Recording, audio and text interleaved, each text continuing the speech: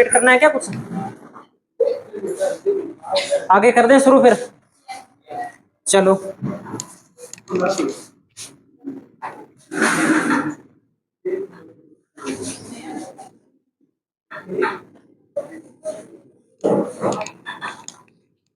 Last कौन सी शब्दावली पढ़ी है हमने? वायु दाब। चलो आज हम पढ़ते हैं वायु दाब के बाद अगली शब्दावली लिखिए आप,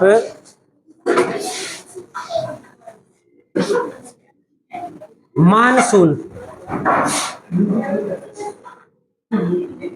अगली शब्दावली के रूप में हम पढ़ लेते हैं मानसून। मानसून क्या है, किसे कहते हैं मानसून, और मानसून जो शब्द है उसका अर्थ क्या है और कौन सी भाषा से मानसून शब्द है ये लिया गया है? पता है किसी को? पढ़ा होगा आपने, राजस्थान का भूगोल पढ़ा है तो उसी में भी मानसून आता है। मानसून का अर्थ सभी जगह समान नहीं रहेगा, तो क्या अर्थ होता है मानसून का? क्या है मानसून, किसे कहते हैं?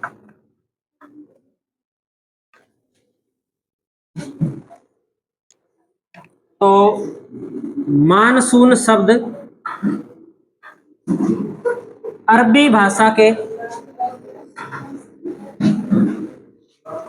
मौसीम से बना है। मौसीम से बना है, ठीक है। और इसका जो अर्थ होता है वो अर्थ होता है पवनों या हवाओं की दिशा में परिवर्तन। पवनों या हवाओं की दिशा में परिवर्तन। जब पवन या हवा की दिशा में परिवर्तन होगा तो परिवर्तन होने के बाद में क्या होगी? वर्षा होगी, ठीक है। तो पवनों या हवाओं की दिशा में परिवर्तन तथा वर्षा का होना, तथा वर्षा का होना, ये इसका अर्थ है भाई।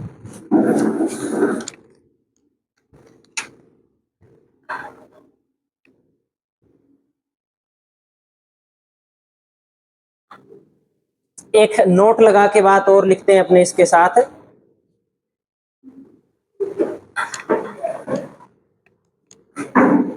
नोट लगा के लिख दीजिए, भारत की जलवायु का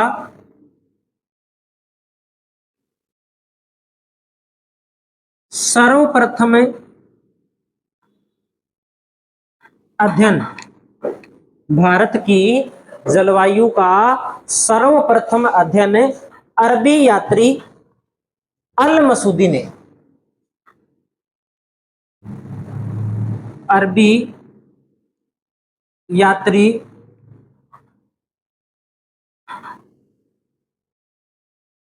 अल मसूदी ने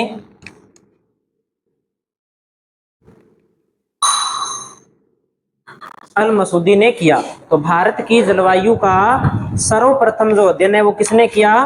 अरबी यात्री अल मसूदी ने। अल मसूदी का नाम सुना होगा, इतिहास में भी नाम आता है, अल मसूदी, इब्न बतूता, इनके नाम आते हैं खूब, अल इदरसी, इब्न अल खल्दून, ये सारे के सारे भूगोलवेता और अरबी यात्री हुए हैं जो इधर उधर घूमते रहते थे। चलो आगे बात करते हैं इसके बाद। इसमें मुझे नहीं लगता भी ऐसी कोई बात है जो समझ में नहीं आए। मानसून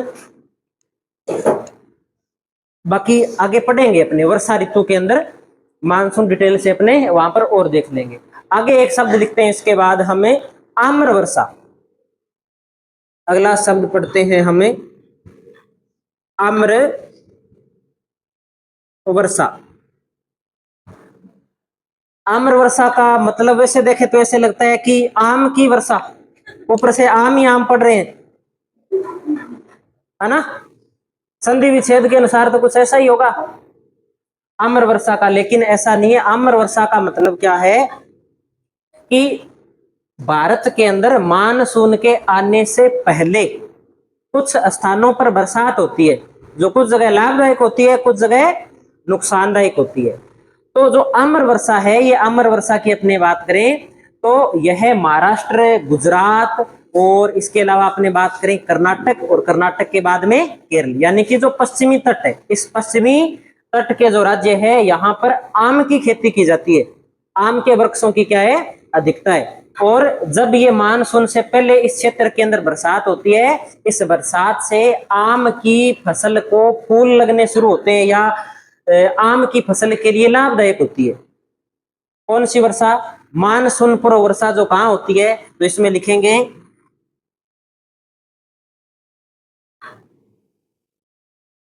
महाराष्ट्र,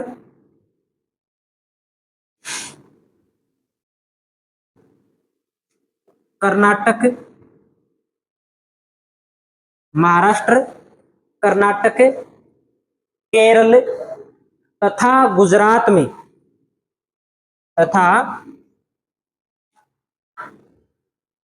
गुजरात में मानसून से पूर्व, मानसून आने से पहले, मानसून से पूर्व होने वाली वर्षा, होने वाली वर्षा जो आम की फसल हेतु, आम की फसल हेतु लाभदायक है, इसलिए इस बरसात को क्या बोलते हैं, आम्र वर्षा के नाम से जाना जाता है। मानसून कब आता है भारत में, तो हमने एक दिन पहले ऐसे ही एक दिन चर्चा कर ली थी, जब एटलस में हम देख रहे थे, तब हमने देखा था कि 25 मई को अंडमान निकोबार के पास में आ जाता है ना। मई के बाद में जून आता है, तो 1 जून के पास में केरल के आसपास आ जाता है।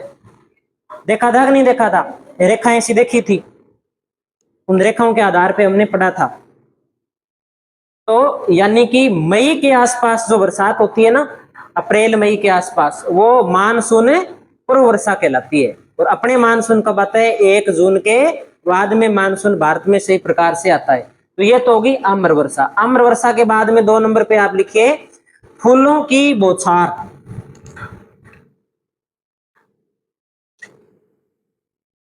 फूलों की बौछार, या इसे कहते हैं चेरी ब्लॉसम।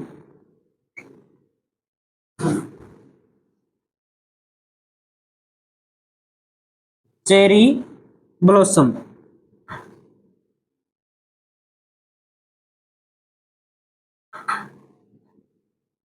फूलों की बौछार या चेरी ब्लॉसम। तो ये क्या है, ये भी मानसून पूर्व होने वाली बरसात है।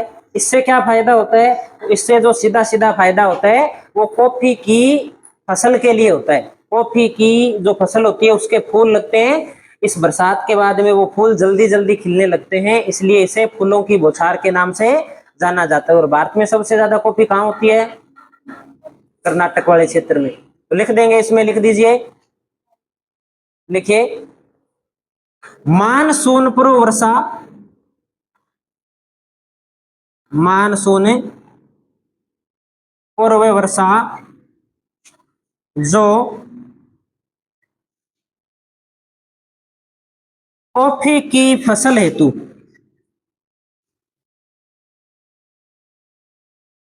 लाभकारी है।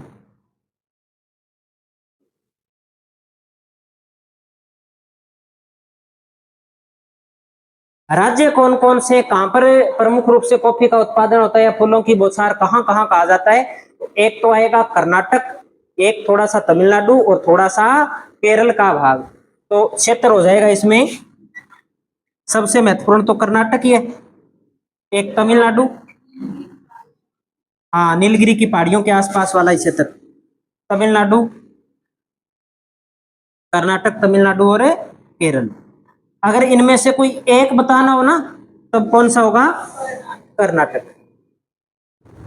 ये बात हमें ध्यान रखनी।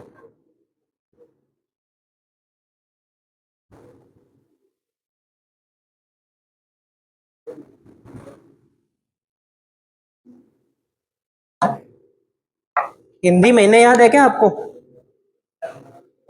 पहला महीना कौन सा होता है हिंदी? चैत्र। चैत्र के बाद में बैसाख। एक पवन चलती है, एक बरसात होती है जो तूफान के साथ में होती है, उस बरसात को हम बोलते हैं काल बैसाखी। तो कौन से महीने में होती होगी? बैसाख के महीने में होती होगी, और ज्यादा नुकसानदायक होती होगी, इसलिए उसका नाम क्या रखा गया है? काल बैसाखी। बरसात कौन सी है? मानसून से पहले होने वाली वर्षा है। तो अगली हेडिंग लगाएंगे हम काल बैसाखी।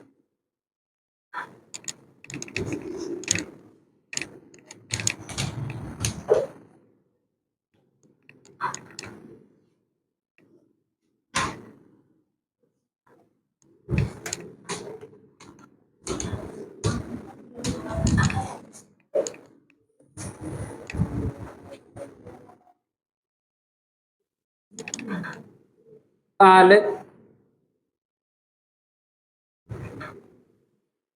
बैसाखी। तो लिखिए, असम व पश्चिमी बंगाल में, पश्चिमी बंगाल में चलने वाली तीव्र विनाशकारी, तीव्र विनाशकारी वर्षा युक्त पवनी क्या कहलाती है? काल बैसाखी कहलाती है। काल बैसाखी का अर्थ है बैसाख के महीने में आने वाली तबाही, पूछा जा सकता है। देखें क्या अर्थ इसका? बैसाख के महीने में आने वाली तबाही क्या कहलाती है? काल बैसाखी कहलाती है। इससे कोई फायदा या नुकसान तो बात करेंगे हम कि एक तो दार्जिलिंग वाला क्षेत्र कौन से राज्य में पड़ता है? पश्चिमी बंगाल के अंदर। और बाकी चाय का क्षेत्र कौन से राज्य के अंदर है? असम के अंदर, है ना? तो चाय की खेती के लिए ये लाभदायक है। लोगों के लिए क्या है? नुकसानदायक है। नुकसानदायक इसलिए है, जैसे ये तो है पश्चिमी बंगाल, ये सागर है यहाँ पे, और फिर ये हो गया बांग्लादेश, इधर बांग्लादेश हो गया, और बांग्लादेश के बाद में ये इधर कौन सा राज्य हो गया? इस प्रकार से असम राज्य हो गया, ये बीच में मेघालय राज्य आ गया। तो ये यहाँ पे क्या हो गया? इस प्रकार से ये सारा का सारा ये बांग्लादेश हो गया। तो नुकसान तो या तो होता है पश्चिम बंगाल में, या कहाँ होता है? इधर बांग्लादेश के अंदर। दार्जिलिंग रह गया ऊपर, पश्चिम अपने ये असम रह गया इधर। तो जब तक ये पौने यहाँ तक पहुंचती है, इनकी स्पीड कम हो जाती है, तो यहाँ पर नुकसान कम होता है, फायदा ज्यादा होता है। और फायदा कौन सी फसल को होता है? चाय की फसल को होता है। नुकसान कहाँ होता है? तो नुकसान होता है तटवर्ती क्षेत्रों के अंदर, अगर उसके साथ में तेज हवा चलती है, तूफानी हवा चलती है, तब नुकसान होता है। अभी समझ में नहीं आया तो एटलस में मैप निकाल लो भारतवाड़ा, उसमें पश्चिम बंगाल देख लो, पश्चिम बंगाल के बाद में बांग्लादेश देख लो, बांग्लादेश के साथ में असम राज्य देख लो, और देख लो कि नुकसान तट पे होगा तो तट कहाँ लग रहा है पास में? तट एक तो पश्चिम बंगाल का लग रहा है और एक बांग्लादेश का लग रहा है। दार्जिलिंग वाले क्षेत्र में नुकसान नहीं होने वाला, क्योंकि वो भाग अंदर पड़ता है, ऊपर पड़ता है सिक्किम के पास में, इसलिए वहां नुकसान नहीं होता इससे। देख लिया सभी ने? तो लिख देंगे इसमें, एक बात लिख दीजिए कि चाय की कृषि हेतु लाभदायक है ये।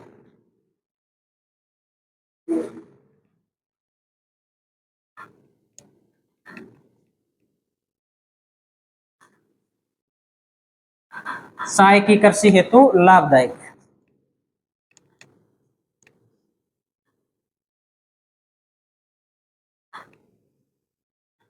चाय की कृषि हेतु लाभदायक। अगली पवन इसके बाद में हम पढ़ते हैं नार्वेस्टर।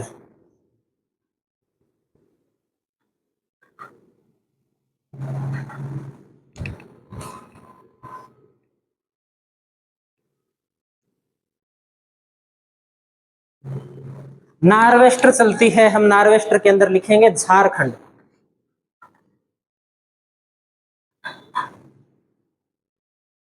झारखंड के अंदर चलने वाली या होने वाली मानसून पूर्व वर्षा क्या कहलाती है? नार्वेस्टर। और एक हम लिखते हैं बारदोली छीड़ा।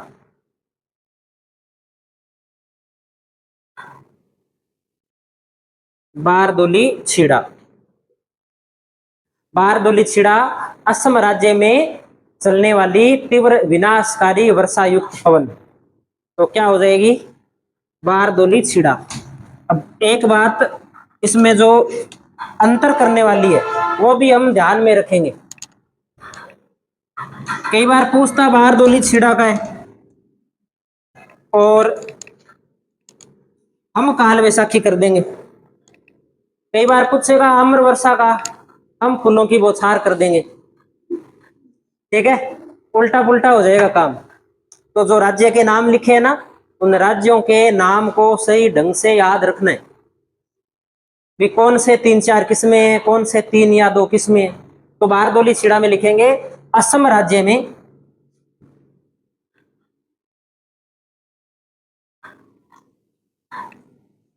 चलने वाली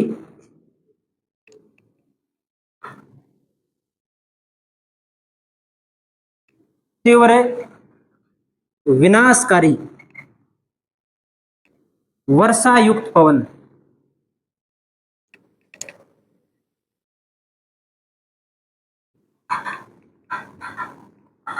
बारदोली छीड़ा कहलाती है। तो एक बार अपनी कॉपी में देखो, सबसे पहले आम्र वर्षा। आम्र वर्षा के अंदर गुजरात, महाराष्ट्र, कर्नाटक और केरल। उसके बाद में फूलों की बौछार या चेरी ब्लॉसम। तो चेरी ब्लॉसम के अंदर कर्नाटक, केरल और तमिलनाडु प्रमुख रूप से पूछे तब कर्नाटक। उसके बाद में काल बैसाखी। काल बैसाखी असम और पश्चिम बंगाल दोनों नाम साथ में आएंगे। और कौन सी फसल के लिए लाभदायक है? चाय की फसल के लिए लाभदायक। और चेरी ब्लॉसम कौन सी फसल के लिए लाभदायक है? कॉफी के लिए।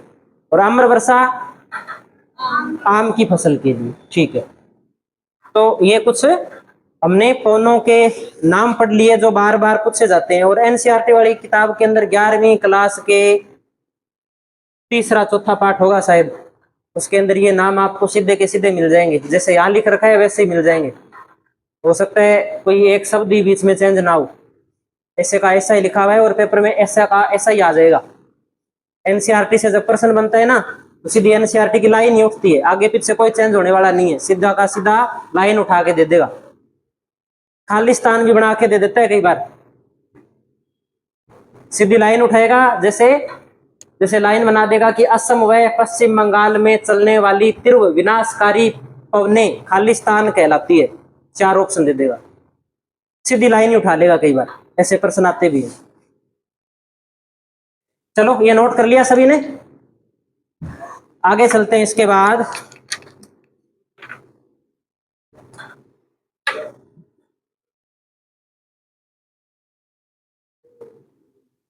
भारत का वित्त मंत्री कौन है भाई? अर्थशास्त्र पढ़ रहे हो ना तुम लोग? नहीं पढ़ रहे? पढ़ तो रहे हो तुम, आपकी क्लास अभी तो लगी है, मैंने ही आके बोर्ड साफ किए।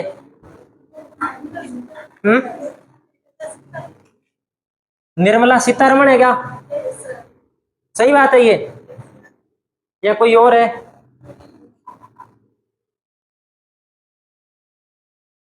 भारत का दूसरा वित्त मंत्री किसे कहा जाता है?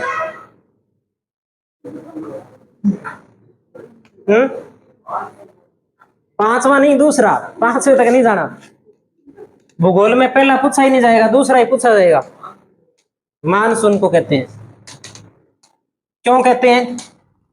क्योंकि आगे का जो सिस्टम है ना, कितनी आय होगी वो मानसून ही डिसाइड करेगा। ठीक है, तो लिखते हैं, अपने नोट लगा के लिखते हैं। एक बात तो लिखते हैं कि भारतीय मानसून को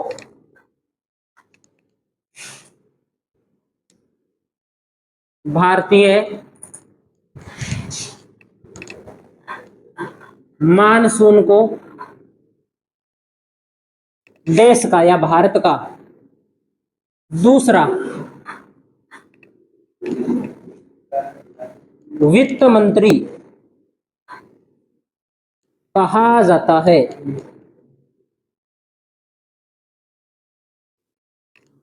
दूसरा वित्त मंत्री कहा जाता है। दूसरी बात लिखेंगे, मानसून को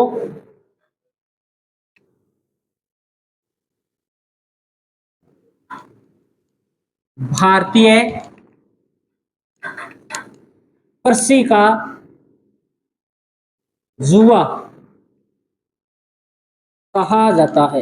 ये दो बातें हमें याद रखनी है कि दूसरा वित्त मंत्री और भारतीय कृषि का जुआ तो मानसून को कहते हैं।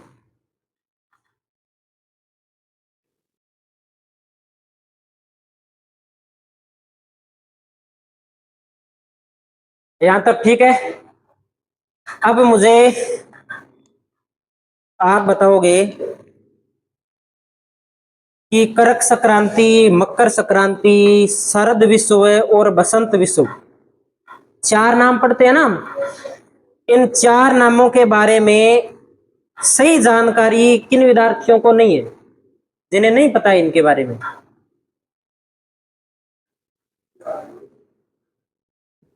क्या हो गया, पता है? पढ़ा है पहले? किससे पढ़ा है? मेरे से पढ़ा है? कितना पुराना पढ़ा हूं मैंने ना, आज से 10-15 साल पहले पढ़ा था, आज तक याद है।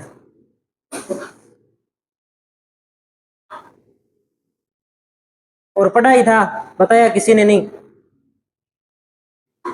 ठीक है, तो आपको तो बता रहे हैं ना, बता रहे हैं तो याद रहना चाहिए। अब एक बार और बता देते हैं।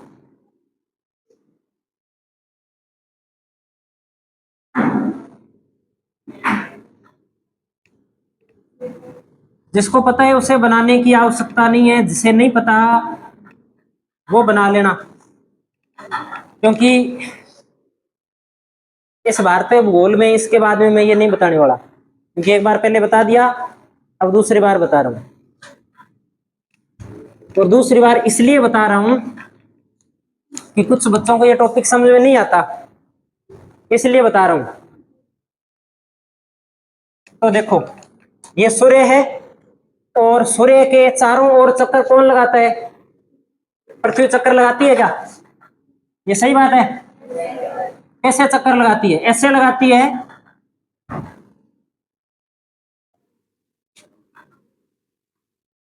ऐसे लगाती है क्या, या यहां से ऐसे लगाती है?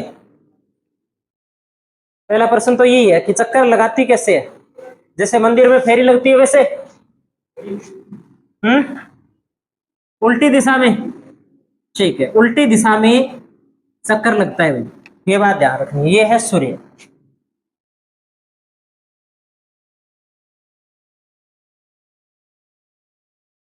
एक, दो, तीन और चार, इन चार स्थितियों को हम पढ़ेंगे। कई बार पढ़ चुके हैं, आज और पढ़ लेते हैं एक बार। ग्लोब कहाँ है?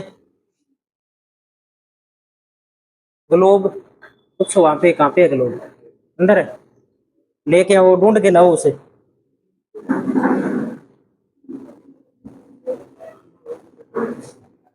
वो घर पे तो नहीं ले गया?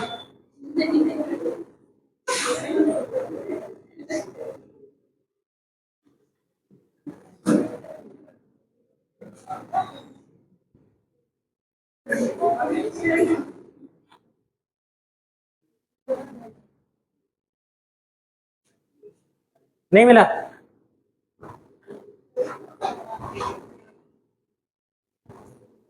कहाँ गया फिर? पहले तो यहीं पड़ा रहता था।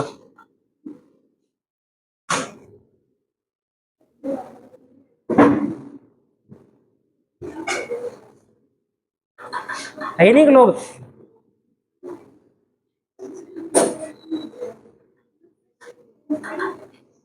रसोई में ग्लोब क्या करे? ऊपर कौन ले गया? ऊपर कोई काम ही नहीं है, यहीं रहता है। इसमें देख लो कोई ऊपर वाले में कहीं और रखा हो।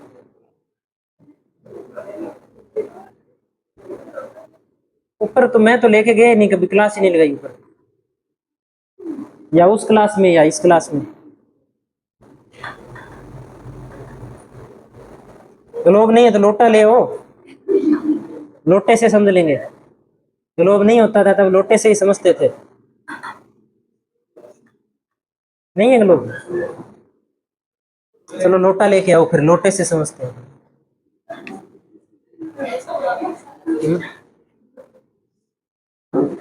देख लो इसमें रखा हो कहीं, पड़ा है क्या? ये है ना, मिल गया मिल गया, ये रहा, रहता तो ये यही है। चलो पहले तो मुझे बताओ कि ये ग्लोब सही है क्या? ऐसा ही होता है, पृथ्वी ऐसे ही है क्या? किधर है, किधर है? ऐसे ऐसे रहनी चाहिए क्या? देखो सीधी तो अभी है ये, तो कैसे रहनी चाहिए? पता तो होना चाहिए ना, पृथ्वी कैसे रहनी चाहिए? ऐसे रहनी चाहिए या ऐसे रहनी चाहिए? ऐसे रहनी चाहिए। अब सही है क्या? लगभग ऐसे रहनी चाहिए। पृथ्वी कैसे है? ऐसे। तो ऐसे और ऐसे में क्या फर्क है? कोई फर्क है क्या? तो बहुत फर्क है ना? ऐसे में और ऐसे में क्या है? फर्क है। क्या फर्क है देख लेंगे। सबसे पहले अपने देखते हैं पृथ्वी कैसे घूमती है। पृथ्वी सूर्य के चारों ओर इस प्रकार से अपनी कक्षा के अंदर क्या है, चक्कर लगाती है। जब ऐसे पृथ्वी चक्कर लगाती है तो इस चक्कर से क्या होता है? साल बनता है, एक दिन बनता है। साल वाले कौन कौन है और दिन वाले? दोनों वाले। तो ध्यान रखना, जब पृथ्वी इस प्रकार से सूर्य के चारों ओर चक्कर लगाती है तब यह चक्कर लगभग एक साल में क्या होता है? पूरा होता है। और ऐसे चक्कर लगाने के कारण और पृथ्वी का थोड़ा सा इस प्रकार से झुकाव है, इसी कारण क्या होता है, अपने इतने प्रकार की ऋतुएं बनती है। अगर इस प्रकार से झुकाव नहीं होगा, पृथ्वी बिल्कुल ऐसे रहेगी, ऐसे रहेगी तो इस प्रकार से ज्यादा मात्रा के अंदर सही प्रकार से ऋतु नहीं बन पाएगी। ठीक है, पृथ्वी ऐसे रहती है। अब देखो यहां पर है, मान लो सबसे पहले यहां पर है तो इस पर हम कुछ रेखाएं देख रहे हैं। ये पृथ्वी के बीचों बीच से एक रेखा गुजर रही है। बीचों बीच से जो रेखा गुजरती है उसे क्या बोलते हैं? भूमध्य रेखा। और इसके ऊपर 23.5 डिग्री उत्तरी अक्षांश गुजर रहा है यहां पर, इसे बोलते हैं कर्क रेखा। और इसी प्रकार से दक्षिणी गोलार्ध के अंदर 23.5 डिग्री दक्षिणी अक्षांश रेखा गुजरती है यहां पर, इसे बोलते हैं मकर रेखा। ये कर्क रेखा है, ये भूमध्य रेखा है और ये मकर रेखा है। पृथ्वी की सबसे पहले बात करें हमें 21 मार्च की। 21 मार्च को जो पृथ्वी की स्थिति होती है ना, वो स्थिति होती है इस प्रकार से, ऐसे होती है। थोड़ा सा ये ग्लोब से ही नहीं, इस प्रकार इसकी स्थिति होती है कि ये जो भाग है ना, ये जो कौन सी रेखा है, ये भूमध्य रेखा, ये वाली रेखा बिल्कुल सूर्य के सामने पड़ती है। बिल्कुल क्या होती है? सामने होती है। जब यहां पर सूर्य की किरणें पड़ेंगी बिल्कुल, तो उत्तरी गोलार्ध और दक्षिणी गोलार्ध में दिन और रात क्या हो जाएंगे? समान हो जाएंगे। एक जितना बड़ा दिन, एक जितनी बड़ी रात पूरे विश्व के अंदर। ये बात समझ में आ गई? कब होगी ये? 21 मार्च को। पृथ्वी उधर जाएगी, किधर आएगी? इधर आएगी। इधर आएगी तब एक स्थिति होगी जब पृथ्वी घूम करके इस स्थान पर आ जाएगी, यहां पर, है ना? यहां पर आएगी तो अब देखो सूर्य की किरणें हैं वो, ये जो 3 रेखाएं हैं आपके सामने, इन तीनों रेखाओं में से कौन सी रेखा प्रसिद्धि पड़ रही है? इस वाली पे, इस वाली पे या इस वाली पे? कर्क रेखा पे, इस रेखा के सामने, है ना?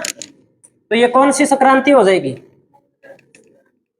कर्क कर्क संक्रांति होती है। सही बात है क्या?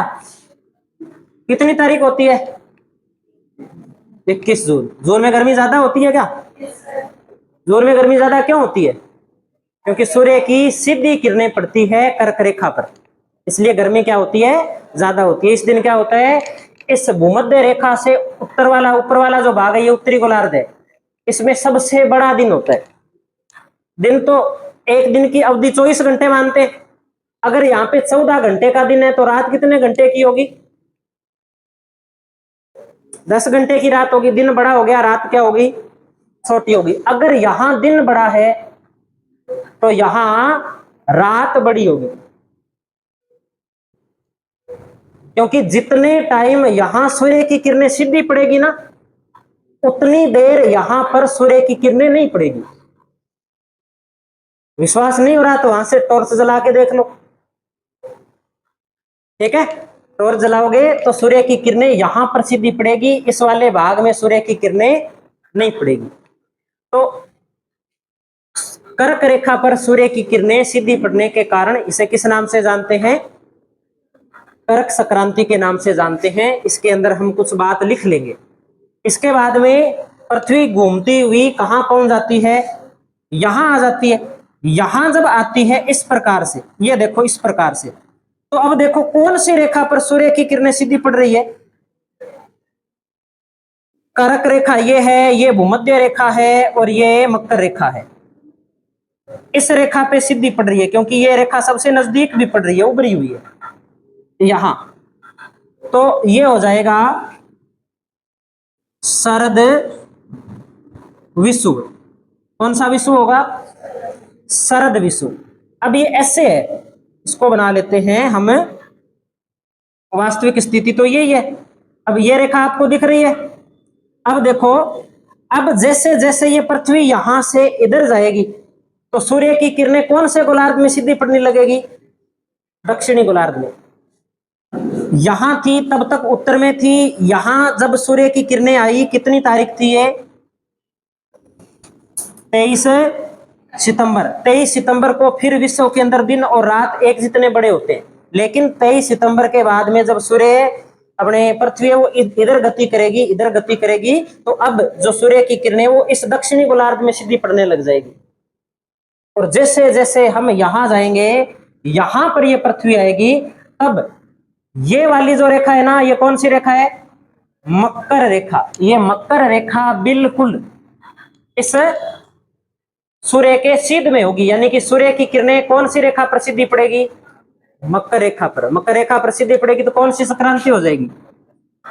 और मकर संक्रांति कितनी तारीख को होती है? जनवरी, कितनी जनवरी को? 22 दिसंबर को होती है। तो वो पकोड़े गुलगुले बनाते हैं, वो कौन सी होती है फिर? वो अलग होती है कोई? तो कहानी समझ में आई है या नहीं आई? नहीं आई है तो मैं वापस बताऊंगा, और जब तक बताऊंगा तब तक आपके समझ में नहीं आता, जब तक बताएंगे। जब तक ये समझ में नहीं आएगा तब तक जलवायु समझ में नहीं आएगी। ये पृथ्वी के गोल गोल घूमने का ही लफड़ा है सारा। एक जगह खड़ी रहे तो न दिन हो, अगर जहां दिन है वहां दिन रहेगा, जहां रात है वहां रात रहेगी, चलती है। इसी कारण ये क्या है? परिवर्तन होता है, ऋतुएं बनती है। प्रश्न बन जाता है कि पृथ्वी पर ऋतु बनने का कारण है पृथ्वी का घूर्णन, पृथ्वी का परिक्रमण, पृथ्वी का परिभ्रमण, ए वैसी दोनों,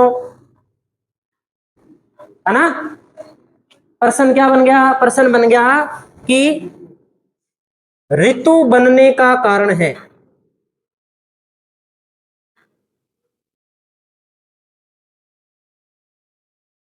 ऑप्शन क्या है? एक है पृथ्वी का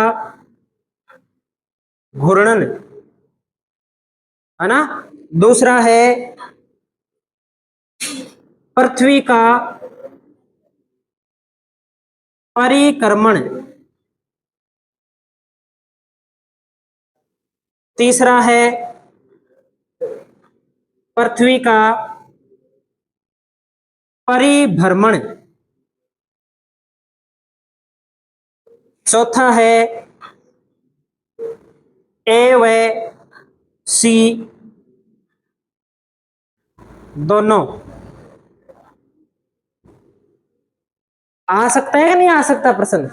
आसान सा प्रश्न है। कौन सा? 4 नंबर वाले कौन कौन है? 1 2 शाबाश 3। हाँ मुकेश, क्या नाम है? संजय। और कौन है आगे? बाकी ऑप्शन वाले, 1 नंबर ऑप्शन वाले, 2 वाले, 3 वाले। 3 वाला कोई नहीं है? 4 वाले। पहले तो मुझे बताओ, ये जो आपके सामने 3 नाम लिखे हुए, इनका अर्थ पता है क्या आपको? पहले का अर्थ क्या है? घूर्णन। घूर्णन कैसे होता है? घूर्णन होता है ऐसे। घूर्णन कैसे होता है? ऐसे। ऐसे क्या होते हैं? दिन और रात बनते हैं। दूसरा ऑप्शन क्या है? पृथ्वी का परिक्रमण। परिक्रमण कैसे होता है फिर? सूर्य के चारों ओर इस प्रकार चक्कर लगाना। तीसरा ऑप्शन है पृथ्वी का परिभ्रमण। परिभ्रमण का मतलब होता है घूर्णन, अपने स्थान पर घूमना। घूर्णन बोल दो या क्या बोल दो, परिभ्रमण बोल दो। तो उत्तर क्या हो जाएगा? 2 नंबर उत्तर हो जाएगा। सही उत्तर क्या है? 2 नंबर। समझ में आया या नहीं आया? आ गया समझ में? नहीं आया समझ में? कोई बात नहीं, नहीं आया तो वापस देख लेंगे। घूर्णन समझ में आ गया? बिल्कुल दोबारा बता देंगे। मंदिर में गए हो कभी? मंदिर में गए हो तब क्या बोलते हैं? फेरी लगाते हो। फेरी कैसे लगाते हो? परिक्रमा करते हो तो परिक्रमण। फेरी लगाना, सूर्य के चारों ओर पृथ्वी जो फेरी लगाती है, परिक्रमा करती है, अपने परिक्रमा बोल देते हैं, है ना? तो वो परिक्रमण है। परिक्रमण जब घूमेंगे इस प्रकार से चल करके, तब परिक्रमा होगी। शिव जी के मंदिर में गए हो? शिव जी के मंदिर में जाते हो, परिक्रमा लगाई है? तो ध्यान रखना, शिव जी के मंदिर में परिक्रमा लगती नहीं है। तो क्या लगाते हो ऐसे ही? किस किस ने लगा दी? आधी लगती है। तो आधी लगेगी तो परिक्रमा थोड़ी होगी। परिक्रमण का मतलब क्या है? पूरा घूम के आना चारों ओर से, है ना? जब आधी दूर जाते हैं फिर क्या है? अपने स्थान पर खड़े होकर के वापिस घूम जाते हैं। अपने स्थान पर घूमना क्या कहलाता है? घूर्णन। या अपने स्थान पर घूमना क्या कहलाता है? परिभ्रमण। अब समझ में आया? तो पृथ्वी आधी परिक्रमा तो लगा के आती नहीं, परिक्रमा तो पूरी लगा के आती है। या पृथ्वी ऐसे कह दे कि भाई मैं तो इस बार है ना यहां जाने के बाद में यहां होंगी, तो क्या होगा? यहां जाके यहां आएगी तो अपने समस्या हो जाएगी, अपने गर्मी गर्मी पड़ेगी, है ना? तो ये है सिस्टम। और बरसात और नहीं होगी, ध्यान रखना।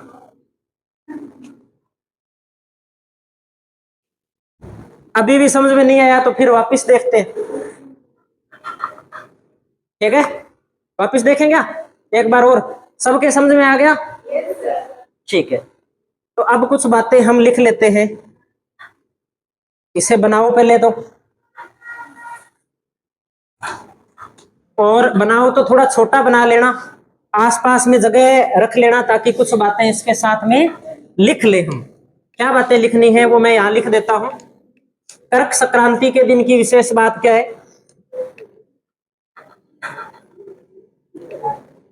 उत्तरी गोलार्ध का, जिसके समझ में नहीं आया ना, वो क्लास के बाद में ये ग्लोब लेके मेरे पास आ जाना, उससे खुद से बनवाएंगे ना, फिर समझ में आएगा। उत्तरी गोलार्ध का सबसे छोटा दिन है क्या? सबसे बड़ा दिन है। जब दिन बड़ा होगा तो रात क्या हो जाएगी? छोटी हो जाएगी। तो उत्तरी गोलार्ध का सबसे बड़ा दिन तथा सबसे छोटी रात। और इस दिन क्या होता है, 21 जून के दिन दक्षिणी गोलार्ध के अंदर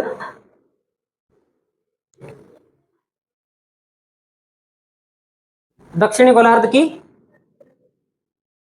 सबसे लंबी या बड़ी रात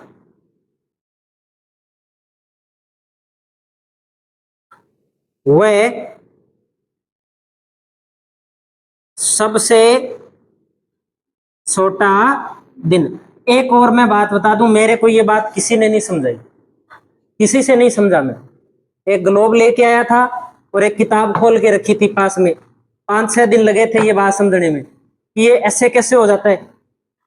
कभी पृथ्वी को ऐसे पकड़ रहा था, कभी पृथ्वी को ऐसे पकड़ रहा था, पृथ्वी को पकड़ना ही नहीं आता था भाई पृथ्वी वास्तव में होती कैसे। बाद में जब पता लगा कि पृथ्वी ऐसे होती है, उसके बाद में धीरे धीरे बात समझ में आई कि कर्क संक्रांति ऐसे होती है, मकर संक्रांति ऐसे होती है। जिसके समझ में नहीं आ रही वो उससे फिर ये मैं समझा दूंगा, उसे पर्सनली समझाना पड़ेगा, क्लास में उसके समझ में नहीं आएगा। इसके बाद अपने बात कर लेते हैं 21 मार्च को क्या बोलते हैं, बसंत विषु। ठीक है, इस दिन क्या होता है, संपूर्ण विश्व में दिन व रात की अवधि समान। और ये बात ही हमें कहां लिखनी है, 23 सितंबर में। 23 सितंबर को बोलते हैं शरद विषु। और इसे शरद विषु भी क्यों बोलते हैं, इसके बारे में भी हम पढ़ लेंगे, आगे समझ लेंगे। 23 सितंबर के बाद में सूर्य की किरणें दक्षिणी गोलार्ध में पड़ने लगती है, इसलिए हमारे धीरे धीरे सर्दी बढ़ने लगती है, इसलिए इसे क्या बोलते हैं, शरद विषु बोलते हैं। और 21 मार्च को बसंत विषु इसलिए बोलते हैं क्योंकि 21 मार्च के बाद में सूर्य की किरणें उत्तरी गोलार्ध में सीधी पड़ने लगती है। और जैसे जैसे उत्तरी गोलार्ध में सीधी पड़ती है, कर्क रेखा की ओर आते हैं, वैसे वैसे हमारे गर्मी बढ़ती जाती है। ठीक है, तो गर्मी से पहले कौन सी ऋतु होती है, बसंत ऋतु होती है। तो इसलिए इसे क्या बोलते हैं, बसंत विषु बोलते हैं। अब बात रह गई मकर संक्रांति की, तो मकर संक्रांति में लिख लेते हैं, इसमें लिख देंगे संपूर्ण विश्व में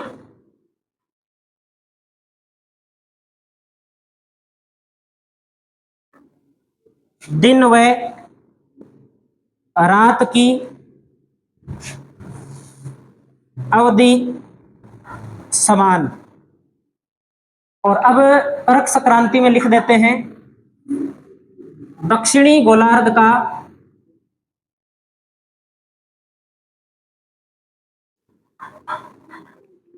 सबसे बड़ा दिन व सबसे छोटी रात। अगर यहां दिन बड़ा है और रात छोटी है तो इसका बिल्कुल उल्टा उत्तरी गोलार्ध में होगा। इस दिन उत्तरी गोलार्ध में क्या होगा, रात बड़ी होगी छोटी होगी, रात बड़ी होगी और दिन क्या होगा, छोटा होगा। तो लिखेंगे उत्तरी गोलार्ध में या उत्तरी गोलार्ध का सबसे छोटा दिन व सबसे लंबी रात। और हमें 22 दिसंबर के आसपास कोई छुट्टी होती है, कौन सी छुट्टी होती है, बड़े दिनों की छुट्टी होती है। तो बड़े दिनों की छुट्टी ऐसे ही थोड़ी होती है, भूगोल में उसका कोई कारण है, क्योंकि उत्तरी गोलार्ध का सबसे छोटा दिन कौन सा है, सामने लिखा पड़ा है आपके, 22 दिसंबर। 22 दिसंबर का दिन सबसे छोटा दिन है और सबसे बड़ी रात है। इसके बाद में दिन क्या होने लग जाते हैं, बड़े होने लग जाते हैं। बड़े कैसे होने लगते हैं, एक दूसरे डायग्राम से समझेंगे। एक और डायग्राम बनाएंगे, उससे अपने देखेंगे उसे। एक डायग्राम और देख लो आप, ऐसा एक डायग्राम बना लेते हैं अपने ऐसे। ये 0 डिग्री अक्षांश है भूमध्य रेखा। ये कौन सी रेखा, कर्क रेखा। ये कौन सी रेखा, मकर रेखा। ठीक है, पहले बना लो इसे, लिख लो, उसके बाद में समझते हैं।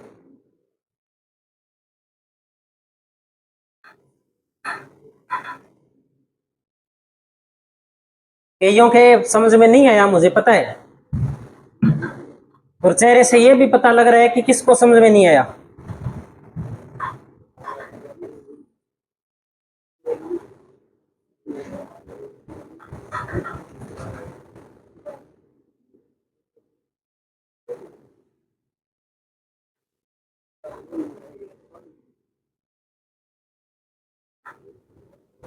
नोट कर लिया क्या इसे,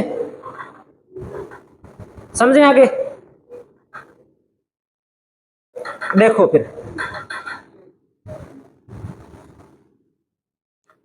इन तारीखों के हिसाब से ही देखते हैं। सबसे पहले कौन सी तारीख देखें, 21 मार्च। 21 मार्च को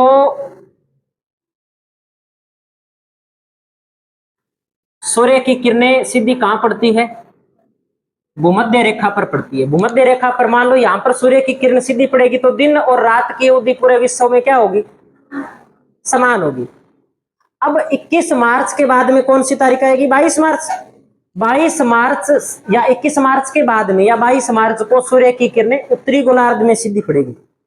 और धीरे धीरे धीरे धीरे कितनी तारीख को, 21 जून को जो सूर्य की किरणें वो इस रेखा पर, इस कर्क रेखा पर सीधी पड़ेगी। अब बताओ यहां सीधी पड़ेगी किरणें तो इस गोलार्ध में तापमान ज्यादा होगा, ज्यादा समय तक सूर्य की किरणें सीधी पड़ेगी तो दिन की अवधि ज्यादा होगी। दिन ज्यादा होगा बड़ा तो रात छोटी होगी। ठीक है, तो सबसे उत्तर के अंदर सूर्य कितनी तारीख को आता है, 21 जून को कर्क रेखा पर आता है। इसे कर्क संक्रांति के नाम से जानते हैं। इस दिन उत्तरी गोलार्ध का सबसे बड़ा दिन होता है क्योंकि सूर्य की किरणें उत्तरी गोलार्ध में सीधी पड़ रही है। और जब दिन बड़ा होगा तो रात क्या हो जाएगी, छोटी हो जाएगी। अब 21 जून के बाद में सूर्य की किरणें धीरे धीरे वापस इस भूमध्य रेखा की ओर आने लग जाएगी और 23 सितंबर को सूर्य की किरणें वापस कौन सी रेखा पर आ जाएगी, भूमध्य रेखा पर आ जाएगी। तब दिन और रात की अवधि फिर से क्या हो जाएगी, समान हो जाएगी। अब 23 सितंबर के बाद में धीरे धीरे आगे जैसे अपने देखेंगे तो सूर्य की किरणें इस दक्षिणी गोलार्ध में सीधी पड़ेगी। जैसे जैसे सूर्य की किरणें दक्षिणी गोलार्ध में सीधी पड़ने लगेगी ना, वैसे वैसे हमारे सर्दी पड़नी शुरू हो जाएगी, मीठी सर्दी जिसे बोलते हैं, है ना। तो इसलिए इस 23 सितंबर को नाम क्या दिया गया है, शरद विषु। ठीक है, और ये धीरे धीरे धीरे धीरे 22 दिसंबर को सूर्य की किरणें कौन सी रेखा पर पहुंच जाएगी, मकर रेखा पर। अब सूर्य की किरणें यहां सीधी पड़ रही है तो दिन यहां बड़ा होगा, दक्षिणी गोलार्ध वाला दिन यहां बड़ा होगा तो रात क्या होगी, छोटी होगी दक्षिणी गोलार्ध के अंदर। लेकिन इस समय हमारे क्या होगा, 22 दिसंबर को यहां तो दिन बड़ा है तो हमारे क्या बड़ी होगी, रात बड़ी होगी। रात हमारे बड़ी है तो दिन क्या हो जाएगा, अपने आप ही छोटा हो जाएगा। अब बताओ समझ में आया कि नहीं आया। नहीं तो एक तरीका और है, फिर एक बार और बताएं, सबको समझ में आ गया क्या। अभी देख लो, मौका है, मैं एक बार और बता देता हूं, बाद में नंबर नहीं आएगा इसका। देख लो, मैं एक बार और ही बता देता हूं।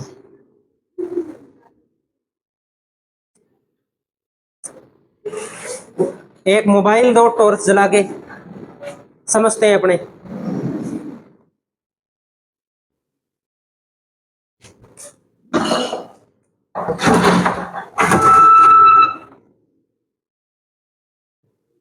ये देखो, अब पहले कौन सी तारीख समझे, पहले समझते हैं अपने 21 मार्च। पृथ्वी कैसे, पृथ्वी ऐसे है ना, ऐसे है पृथ्वी, ऐसे पृथ्वी है और सूर्य की किरणें इस पृथ्वी पर पड़ती है ऐसे, इधर से। अब देखो सूर्य की किरणें ऐसे पड़ रही है तो पूरे विश्व के अंदर एक जितनी सूर्य की किरणें जा रही है कि नहीं जा रही, एक जितनी जा रही है। दिन और रात की अवधि क्या है, समान है। अब धीरे धीरे सूर्य की किरणें उत्तरी गोलार्ध में बढ़ेगी तो कितनी तारीख को उत्तरी गोलार्ध में पड़ेगी सीधी कर्क रेखा पे, 21 जून को। अब देखो 21 जून को जब सूर्य की किरणें इस रेखा पर सीधी पड़ेगी तब इधर जो छाया बन रही है ना उस छाया को भी देख लेना यहां पर इस प्रकार से। अब देखो अब जो सूर्य की किरणें वो इस गोलार्ध में सीधी पड़ रही है तो यहां दिन क्या हो गया, इधर वाले भाग में बड़ा हो गया और इधर सूर्य की किरणें सीधी नहीं पड़ रही, तिरछी पड़ रही है तो यहां दिन क्या हो गया, छोटा हो गया। यहां दिन बड़ा है तो यहां क्या हो जाएगी, रात बड़ी। अब वापस धीरे धीरे इस कर्क रेखा से वापस भूमध्य रेखा की ओर रहेंगे, भूमध्य रेखा की ओर रहेंगे तो दिन रात की अवधि समान हो जाएगी। कितने तारीख को, 23 सितंबर को। 23 सितंबर के बाद में सूर्य की किरणें इधर यहां सीधी पड़ने लगेगी, यहां सीधी पड़ने लगेगी तो बताओ क्या जितनी रोशनी यहां मिल रही है उतनी यहां मिल रही है क्या, नहीं मिल रही, ऐसे पड़ेगी, ऐसे पड़ेगी। तो 22 दिसंबर को अपने सूर्य की किरणें मकर रेखा पर होगी, दक्षिणी गोलार्ध का सबसे बड़ा दिन होगा और उत्तरी गोलार्ध की इस दिन क्या होगी, सबसे बड़ी रात हो जाएगी क्योंकि सूर्य की किरणें यहां सीधी पड़ रही है न कि यहां, है ना।